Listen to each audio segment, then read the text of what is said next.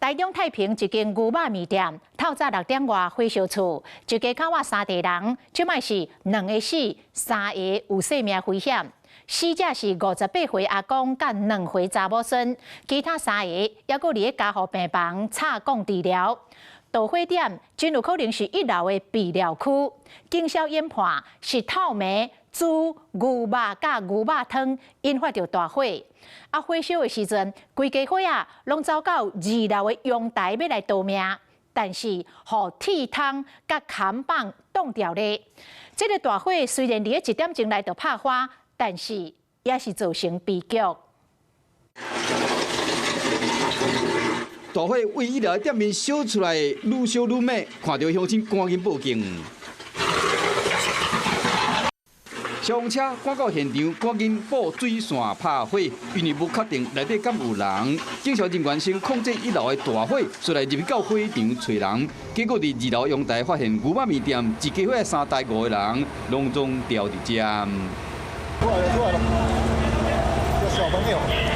赶紧将因救出来，其中2岁查某孙仔甲58岁阿公被救出来时已经无气啊。另外1岁孙仔，还有一个52岁阿嬷，甲一个29岁大汉后生，无啥在人。经过急救，这个查某孙仔甲阿公医院救无活，阿嬷甲大汉后生还有1岁孙仔目前伫加护病房，有生命危险。一家伙3大5个人，2死3个有危险。后壁伊这间开偌久啊？哦，开真久啊！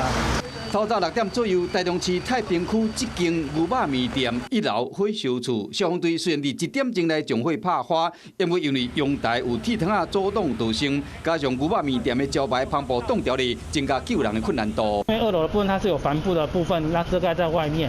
那另外就是它有铁窗的部分，会阻挡消防人员从外面做一个进入救援的一个动作。警消人员判断，导火点是伫1楼后壁的灶骹，怀疑是透明炖牛肉还是控牛肉汤造成的，是讲真正的原因需要进一步的调查。Hello， 我是蒋欣梅，想要抢先掌握最及时的新闻资讯吗？赶快订阅、按赞、开启小铃铛，锁定华视新闻 YouTube 频道。